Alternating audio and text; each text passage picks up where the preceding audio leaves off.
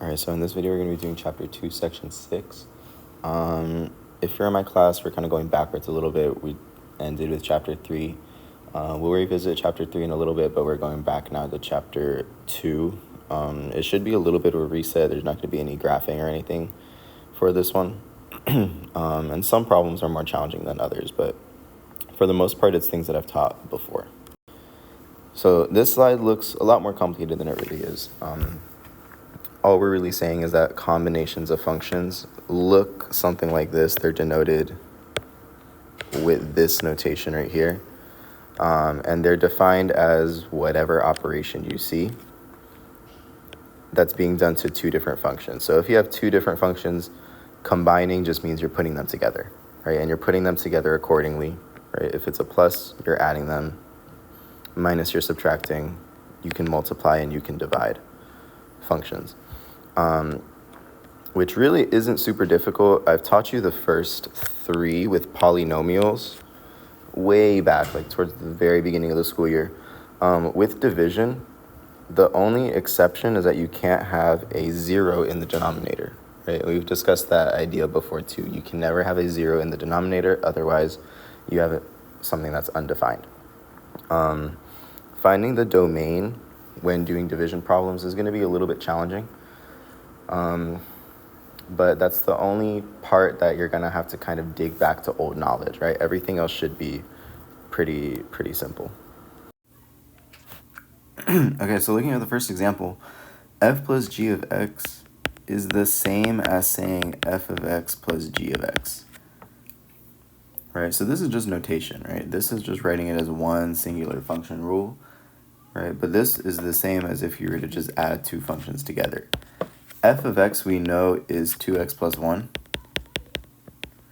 And g of x we know is x squared plus 2x minus 1. Right, the operation in between them is a plus. So all you're really doing is you're dropping the parentheses and combining like terms. Right, these are both polynomials, and we've done operations with polynomials way back, right? That was still in chapter P, I think, right? So we do 2x plus 2x gets us 4x. 1 minus 1 cancels out, and that just gets us 0. So this right here, this is our combination f plus g of x. All right, I'm going to go directly below it, and I'm going to do f minus g of x.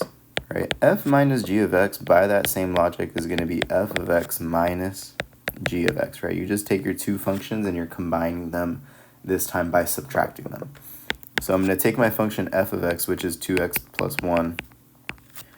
I'm going to subtract x squared plus 2x minus 1. And then this time, before I combine like terms, I have to distribute this negative.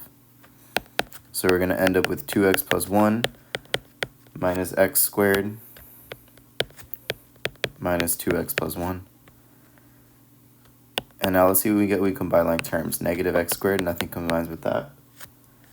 2x plus 2x, or no, 2x minus 2x is going to cancel out. And 1 plus 1 is going to get us 2. So our combination f minus g of x is going to get us a negative x plus 2. All right, now looking at the ones beside it, all we're really doing now is we're plugging into our combined function that we just found, right? So our function rule now for f plus g is x squared plus 4x. So I'm going to plug in this 2 right here. I'm going to plug that where I see an x right here and an x right here, because our rule now is x squared plus 4x. So this is just going to get us 2 squared plus 4 times 2. 2 squared is 4, plus 4 times 2 is 8. So we get 12. All right, another way that you can do it is this is the same as saying f of 2 plus g of 2. Right, and f of 2 we can evaluate. That's going to get us 2 times 2 plus 1, which is 4 plus 1, which is 5. All right, and we can do the same thing with g of 2, evaluate g of 2. That's going to get us 2 squared plus 2 times 2 minus 1. and then we get 4 plus 4 minus 1, which is 8 minus 1, which is 7. All right, so that means g of 2 is 7. So then that means this f of 2 plus g of 2 is going to be 5 plus 7, which is also 12. Right, so it doesn't really matter how you go about it. You will get the same answer. And we'll see that the same thing happens with number 4. F minus g of x, our new function rule we had just defined as negative x squared plus 2. So that means if I want to evaluate f minus g of 2, I'm going to plug in 2 wherever I see that x. And we only have an x right here. Right, so it's going to be negative 2 squared plus 2. And that's going to get us negative 4 plus 2, which is negative 2.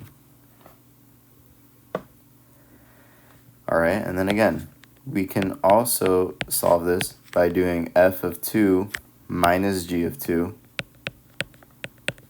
And f of 2 we had found in the previous problem, that's 5. Minus g of 2 we said is 7. So 5 minus 7 is going to get us negative 2. And so we get the exact same answer, right? So it doesn't matter how you go about it, you will get the same answer. All right, let's keep going. Now we have a new operation, multiplication. It's going to be the exact same thing as the previous problems. F times g of x is the same as if you were to do f of x times g of x. Right, whatever operation you see in between them is what you're doing to the functions. All right, and f of x we have is x squared. G of x we have is x minus 3. So all we're going to do is we're going to distribute x squared to each of these terms, and so we get x squared times x is going to get us an x cubed, minus 3 times x squared is going to get us a 3x squared. And then this is our combination, f times g of x.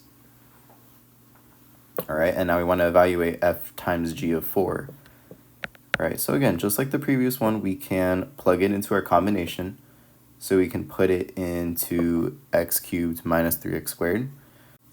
All right, so doing that is going to get us 4 cubed minus 3 times 4 squared. All right, so that's 64 minus 3 times 16. All right, just do your order of operations, right? 64 minus 48, and that gets you a positive 16. All right, and again, just like the previous examples, you can do it also by doing f of 4 times g of 4. Right, I'm going to evaluate both of these up here. I'm going to say f of 4 is going to get us a 4 squared, which is 16. And a g of 4 is going to get us a 4 minus 3, which is 1.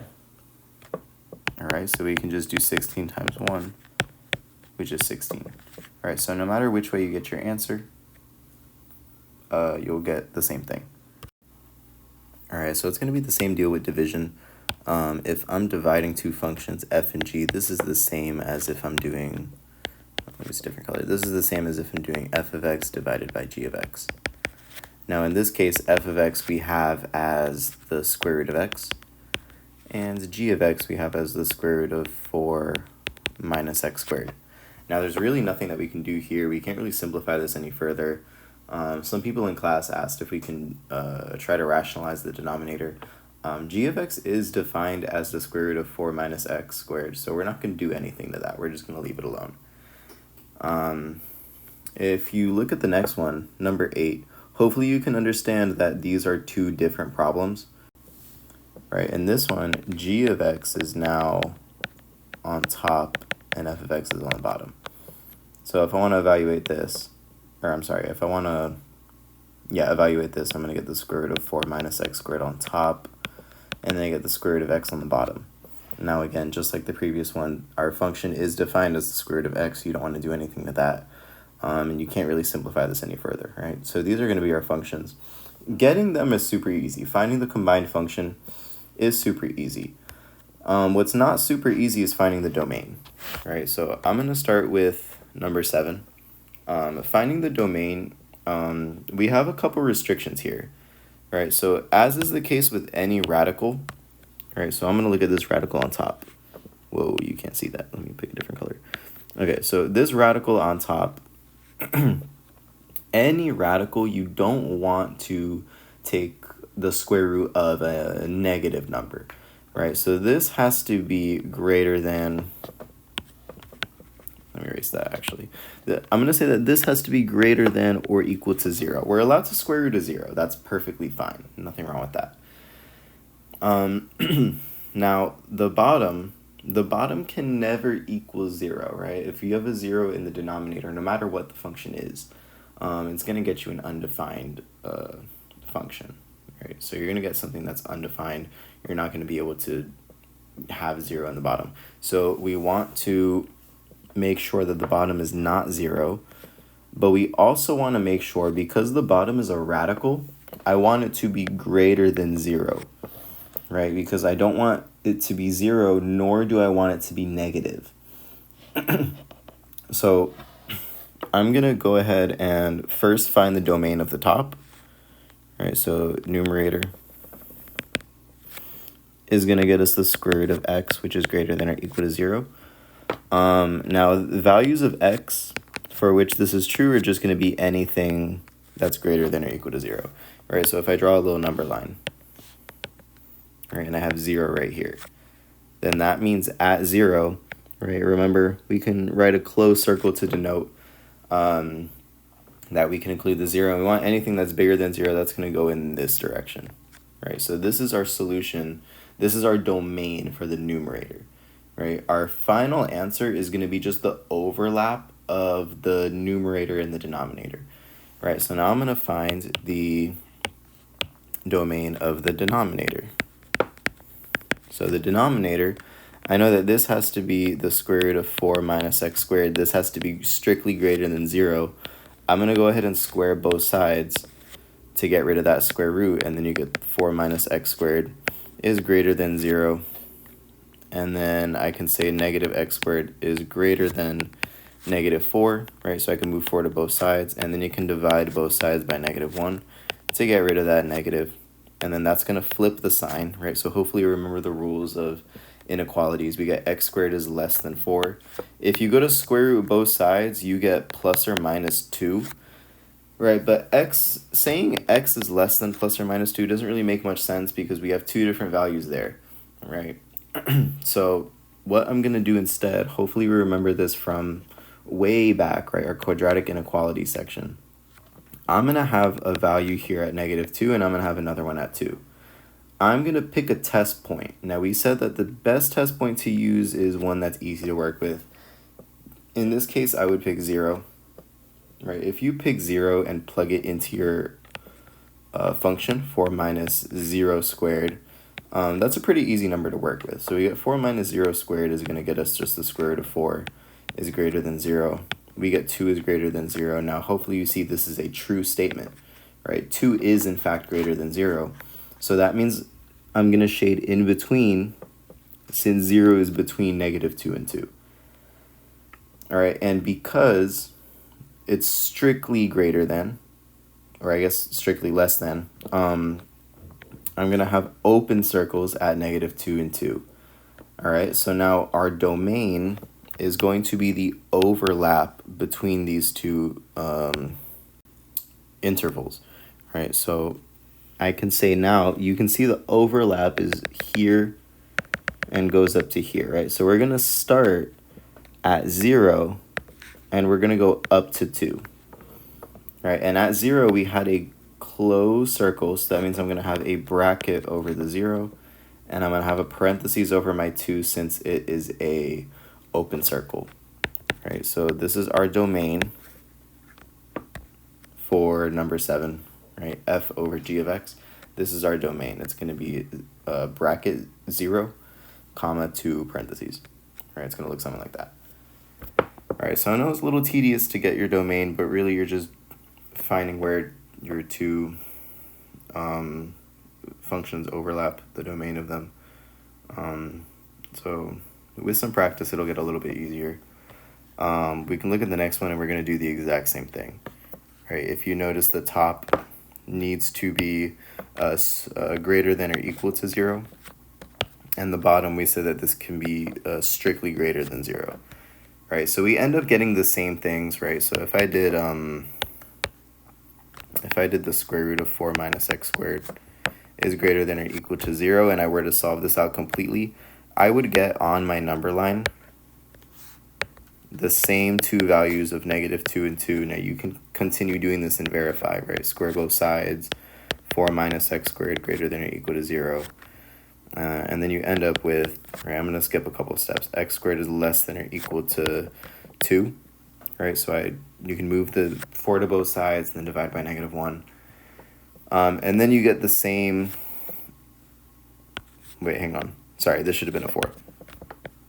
Right, and then you can square root both sides, and then you get your plus or minus 2.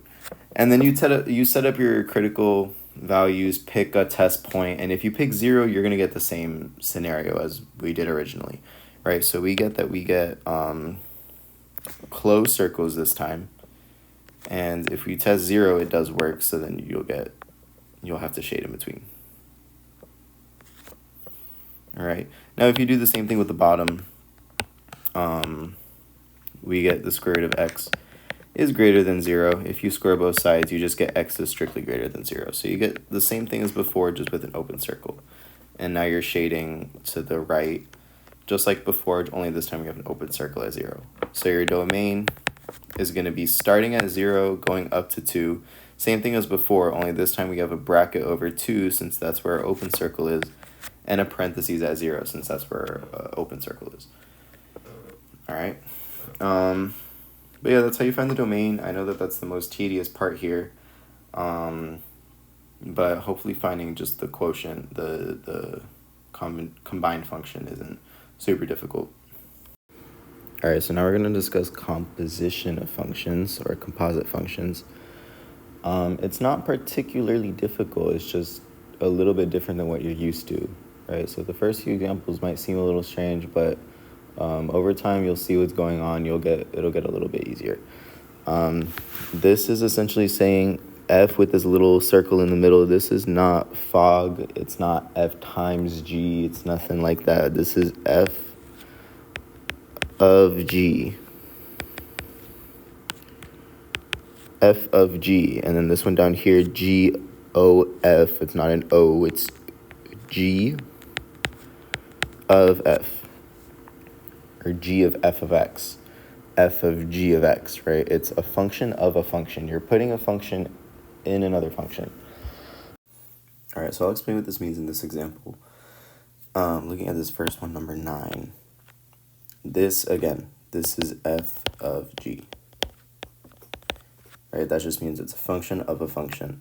So this essentially means we're plugging in g of x into f of x, right? So this is now our input, right? So we're inputting a function g into our function f, right? So that means we're putting this in here and right there, right? Because that's where we see the x in f of x. All right, so this x that we see here, let's just replace that with g of x, right? That's the first thing we're going to do. So we're going to get this is equal to g of x plus 2, right? This is, again, your input. This is your input. And your function rule for f of x is essentially saying that whatever your input is, you're just going to add 2 to it. And if your input is another function, I'm just going to go ahead and replace that function with what we have here for f, or for g of x, right? It's 4 minus x squared, so this is going to be 4 minus x squared, right? This is our input. And our function f is telling us just to add 2 to that. All right, so then when you combine like terms, then you're left with negative x squared plus 6, right? And then this is your composition. All right, so it might look a little strange at first, but just think of it as if it was the way a function is supposed to be treated as, right? It's just supposed to relay an input with an output. Right, and I did this example a couple times in class, and it looks like some of you got it after this. If I just gave you like f of 2, for example, right, what is that telling you to do? That means our input 2, we're going to add 2 to that. If I gave you f of 0, right, what does that mean? Our input is 0, and our function is telling us to add 2 to that, right? And of course, you can combine these, you get numbers out of these, but let's just say maybe this time you get like a letter. Maybe you get t, a different variable. Then your function rule is telling you that whatever your variable t is, you're just going to add 2 to that. Right? So, and there's nothing more you can do to that. It's just t plus 2. Right? So you can make your input as complicated as you want it to be. So like, let's say I had f of, I don't know, t squared plus 2t. That's my input. And then my output's going to be t squared plus 2t. And then my function rule is telling me to add 2 to that. Now, if I just put in an entirely new function, let's say g of x, right? If I put in g of x, I'm essentially just saying my function g of x is my input, add 2 to that, and you get your output, right? So I tried to make the examples slightly more complicated as I went along them, right? But as you keep going down, you notice that there's really no restrictions as to what you can put as your input, unless there's a domain restriction, which we'll talk about in a couple slides. But really, there's no restriction on what you can put inside of your function f, right? So you can put in another function and simplify it as necessary, right? Which is what we did here, right? So if that's confusing, let's try another one, right? And then hopefully you'll see what's going on, right? So g of f of x, right? Again, this is g of f. It's not g times f. It's not gof. It's g of f. And this is essentially we're plugging in f of x into g of x, right? So now this f of x is our input. And we're going to plug that into the x that we see in g of x. Right, so this is going to become 4 minus, it's not x squared anymore, it's f of x squared. All right, and then f of x, we know that that's x plus 2, so I'm going to get 4 minus x plus 2 squared. Right, so if you can get to here, great, right? That's the composition. All right, and now from here, you just want to simplify it. So we get 4 minus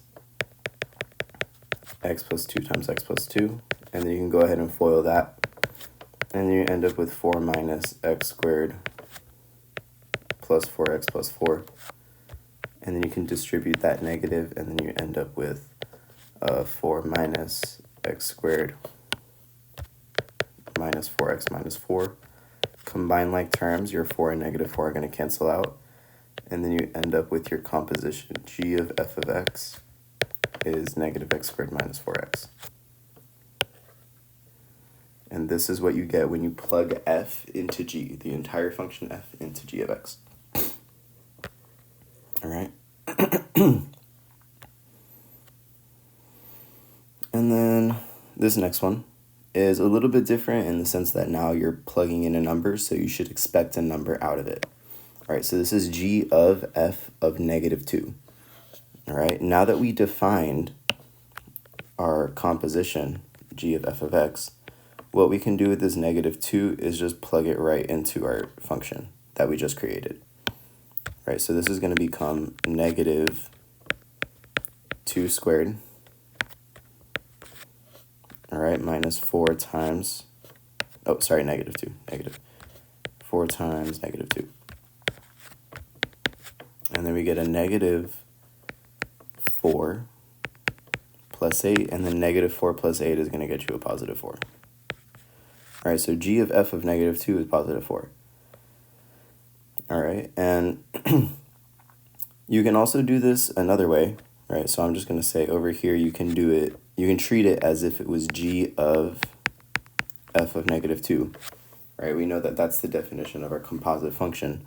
So what we can first do is we can first find f of negative 2 and then plug that into g, right? I'm going to go up here. We know that f of negative 2, sorry, let me use a different color. All right, I know f of negative 2, when I plug that into f of x, is going to get me a negative 2 plus 2, and that's going to get me 0. All right, so f of negative 2, this portion right here, this is equal to 0. So that means I can go ahead and plug 0 now into g, so you get g of 0. And so now all you're doing here is you're going up to g of x, and you're plugging in a 0 wherever you see the x. So we get a g of 0 is 4 minus 0 squared, and that's 4, right? And notice that you get the same answer. So it's just a matter of the steps that you take. Doing it the second way that I just showed you you're gonna do it in 2 steps. But sometimes, depending on what question we're asking you, if we're not asking you to find the composition and we're just asking you to find the composition at a number, then you might find it easier to just find the first value, plug it into the second function, and then get your value that way, right? Sometimes finding the composite function is a little bit lengthy, right? So it's your choice of what you want to do, and we'll do the same thing in the next slide. All right, so let's try the same thing with these examples. Again, f of g of x, you can write it in this way, right? Naming g of x as your input, and you're plugging that into your x and f of x. If there are multiple x's, like let's say it was a 2x squared and a 5x, you would have to put it in both, of course, right? That's what you do when you have a function of x, right? You plug it in everywhere that you see an x. But yeah, we're just plugging this into this x right here, right? That's the only x that we see in this f of x, right? So we end up with 2, all right, times g of x plus 5. All right, and then from here we can replace g of x with what we have right here. We have a 4x squared plus 1, and then plus 5, and then you can go ahead and simplify this, right? Distribute the 2, and then you end up with an 8x squared plus 2 plus 5, and then you end up with an 8x squared plus 7, right? And then this is your composition. All right, that's your composition. All right, we can do the same thing with g of f of x, right? This is the same as g of f of x written in this way, and then you're going to plug your function f into your function g, right? So this is going to go right there, right, where you see that x in g of x, right? This is our only x in g of x, so it's only going to go there. All right, so I'm going to say that this is 4 times f of x we have is 2x plus 5. So we have 4 times 2x plus 5 squared, all right, plus 1. And then from here we can go ahead and simplify this. All right, so it's going to be 4 times 2x plus 5 times 2x plus 5. You can write it twice in FOIL. All right, so 2x times 2x, 2x times 5, 5 times 2x, 5 times 5. And so you end up with 4 times 4x squared plus 20x plus 25, and then plus 1. And then you can go ahead and distribute 4 everywhere. And then you end up with 16x squared plus 80x plus 100. And then you still have that plus 1 on the outside. And then 100 plus 1 are the only like terms here, so you get 16x squared plus 80x plus 101. All right, and this is your composition g of f of x. All right. And then the last thing you want to do here is f of g of negative a half. So just like the previous page, we're going to evaluate at a value. So again, there's 2 ways that you can do it. I know that f of g of x, right above it, I define that as 8x squared plus 7. So what you can do is you can take your negative a half and you can just plug it directly into that function right there. And you're going to plug it into that x that you see in 8x squared plus 7. And then you're going to end up with 8 times negative a half squared plus 7. And then from here, you just want to go ahead and simplify it. So you get 8 times negative a half squared. There's 2 ways you can do it. You can either write it twice and then multiply straight across, or you can square the top, square the bottom. Either way, you end up with 1/4 positive plus 7. All right, and then 8 times 1/4, you can put 8 over 1, cross cancel, or multiply straight across and simplify. But either way, you end up with a 2, and then 2 plus 7 is going to get you 9. All All right, so f of g of negative a half is going to get you 9. Now, the other way that you could have done it is, I'll write it over here, right? You could also have done f of g of negative a half. All right, so g of negative a half, you can evaluate that. So I'm going to go up here. I'm going to find where I have g of x, and I'm going to evaluate g of negative a half, right? Because that's going to be our input that's going to be the number that we want to put into f of x. All right, so we get 4 times negative a half squared plus 1, and then we had just said that negative a half squared is 1/4, so we get 4 times 1/4 plus 1. And then the 4's cancel out, so you get a 1 plus 1, which is 2. All right, so now we have that this is f of 2, right? Because this g of x is this 2, right? That's the same thing. And so I'm going to go up here and I'm going to evaluate f of 2. So you get f of 2 is going to be 2 times 2 plus 5. And then it's 4 plus 5, which is 9. So then f of 2 is 9. And then notice that you get the exact same answer. All right, so again, it's just a matter of preferences if you want to compose the function first and then find the value so that you only have one function to plug into. Or you can plug into what's on the inside and then plug that into f. Right, so it doesn't really matter what you do, you'll get the same answer. All right, so now finding the domain of composite functions, you first want to find the domain of g of x, and then you want to find the domain of the composite. Any domain problem in this case is just going to be the overlap between the two. All right, so I write out your steps as you first want to find the domain of g of x, and then you want to find the domain of f of g of x, and then your answer, your domain is the overlap, right, between 1 and 2. Right, so your actual domain that you're going to state as your final answer is going to be the overlap between the domain of g of x, what's on its side, and then f of g of x, the whole thing, the whole composite. All right, so first thing I'm going to do is I'm going to find f of g of x. Right, so f of g of x, again, is the same as f of g of x written in this way. And so this just means I'm going to plug g of x into f of x. Right, so this is the same as if I were to say square root of 9 minus x squared minus 9. Right, so this g of x right here is what we're going to plug into that x right there. Right, this is the only x in f of x, so that's the only place it goes. All right, and then simplifying this, your square root and your square cancel. And so you get 9 minus x squared minus 9. And then 9 minus 9 cancels out, and so you end up with just negative x squared. All right, so your f of g of x is negative x squared. All right, so that's your composition. To find the domain, all right, so again, the first thing you want to do is find the domain of g of x. All right, and then to do that, I'm going to take the square root of 9 minus x squared. We know that square roots, we never want a negative underneath it. All right, so I'm going to set this greater than or equal to 0, and I'm going to solve this inequality. It's allowed to be 0. You're allowed to take the square root of 0. It's just going to be 0. Right, but the only thing that you don't want here is anything negative under the radical. So I'm going to go ahead and square both sides.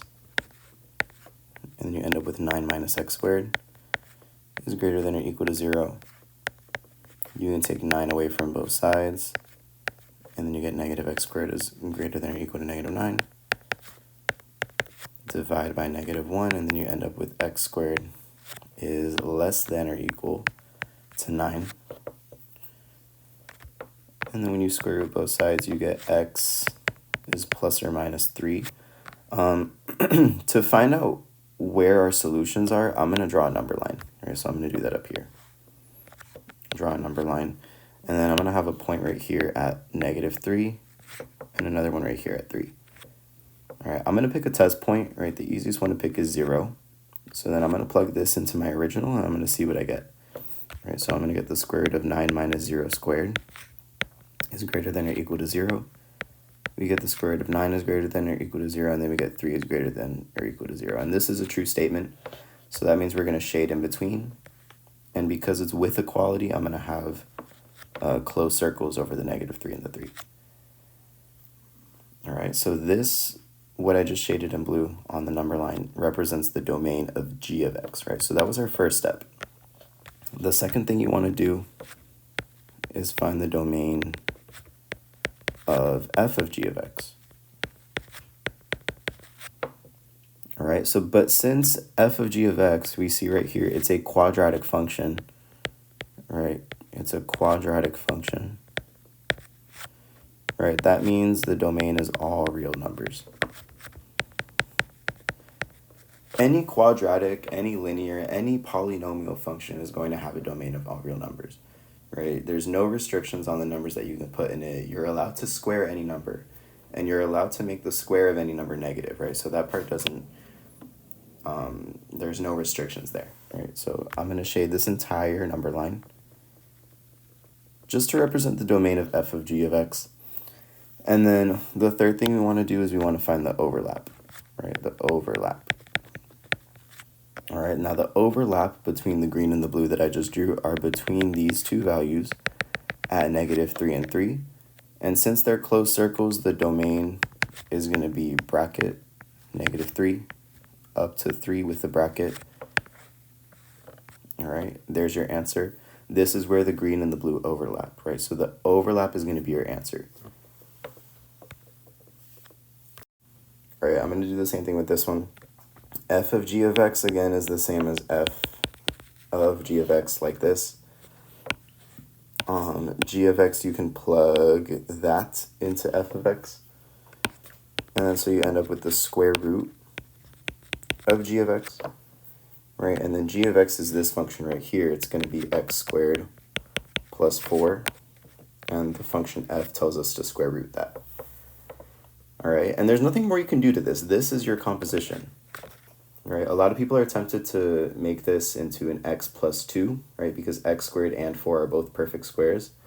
What's preventing us from doing that is this plus in the middle, right? So you can't square root individual terms that are both underneath the radical. It has to be either factors, or if they're being divided, that's the only time that we can distribute a square root, right? But we can't distribute a square root to terms, right? So we just leave it alone like this. This is our answer for our composition. All right. And then now let's find the domain. All right, the first thing we want to do, again, is the domain of g of x. All right, and then this is also a quadratic function, just like the previous slide. All right, so it's going to be all real numbers. All right, pretty easy there. The second thing we want to do is find the domain of f of g of x.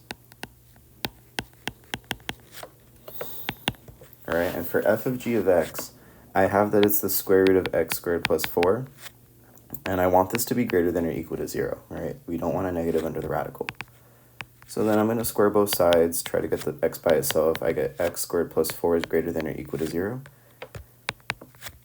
I can go ahead and subtract 4 from both sides. I get x squared is greater than or equal to well, not 0, -4. And then what ends up happening is if you were to square root both sides, you would end up with an imaginary solution. You would get 2i, right? That's not going to work here, right? We only want real number answers, right? So what does that mean? Well, if you look at this part right here, just this part, x squared is greater than or equal to 4, right? So let me go ahead and erase a little bit. Right, so let me just rewrite that. Right, so I have x squared is greater than or equal to -4. If you look at this right here, when you plug anything into x, right, let's just say 2. If I plug in a 2 and I square 2, I get a positive 4. If I plug in a -2, I also get a positive 4. Right, so the kind of result that we get when we square a number is that this is going to be always positive. The square of any number is always going to be a positive. Any real number is going to be a positive number. So is this always going to be true? Right? Think about it. Yes, it is, right?